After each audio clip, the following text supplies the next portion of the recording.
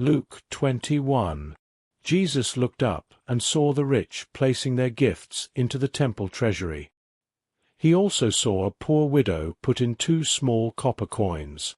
And he said, "Truly I tell you, this poor widow has put in more than all the others. For they all gave out of their abundance, but she, out of her poverty, put in all she had to live on." As some of the disciples were speaking about the temple, how it was adorned with beautiful stones and gifts dedicated to God, Jesus said, "As for what you see here, the days will come when not one stone will be left upon another. Every one will be thrown down." They asked him, "Teacher, when will these things happen? And what will be the sign that they are about to take place?" He replied, "Watch out that you are not deceived. For many will come in my name, claiming, 'I am he,' and 'The time is near.' Do not follow them. When you hear of wars and uprisings, do not be frightened. These things must happen first, but the end will not come right away." Then he said to them, "Nation will rise against nation, and kingdom against kingdom. There will be great earthquakes, famines, and pestilences in various places, and fearful events and great signs from heaven. But before all this, they will seize you and persecute you. They will hand you over to synagogues and prisons, and you will be brought before kings and governors on account of my name. This will be your opportunity to bear witness. But make up your mind not to worry beforehand how you will defend yourselves. For I will give you words and wisdom that none of your adversaries will be able to resist or contradict.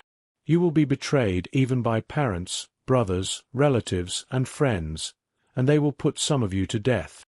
Everyone will hate you because of me, but not a hair of your head will perish.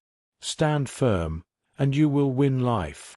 When you see Jerusalem surrounded by armies, know that its desolation is near. Then let those who are in Judea flee to the mountains, let those in the city get out, and let those in the country not enter the city. For these are the days of vengeance, to fulfill all that is written. Woe to pregnant women and nursing mothers in those days! For there will be great distress in the land and wrath against this people. They will fall by the sword and be taken as prisoners to all the nations. Jerusalem will be trampled on by the Gentiles until the times of the Gentiles are fulfilled. There will be signs in the sun, moon, and stars. On the earth, nations will be in anguish and perplexity at the roaring and tossing of the sea. People will faint from terror, apprehensive of what is coming on the world, for the powers of the heavens will be shaken. At that time they will see the Son of Man coming in a cloud with power and great glory. When these things begin to happen, stand up and lift your heads, because your redemption is drawing near. He told them this parable. Look at the fig tree and all the trees. When they sprout leaves, you can see for yourselves and know that summer is near. Even so, when you see these things happening, you know that the kingdom of God is near. Truly I tell you, this generation will certainly not pass away until all these things have happened. Heaven and earth will pass away, but my words will never pass away.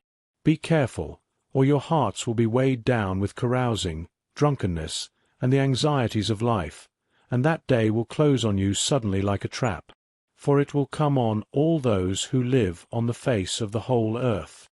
Be always on the watch, and pray that you may be able to escape all that is about to happen, and that you may be able to stand before the Son of Man. Each day Jesus was teaching at the temple, and each evening he went out to spend the night on the hill called the Mount of Olives. And all the people came early in the morning to hear him at the temple.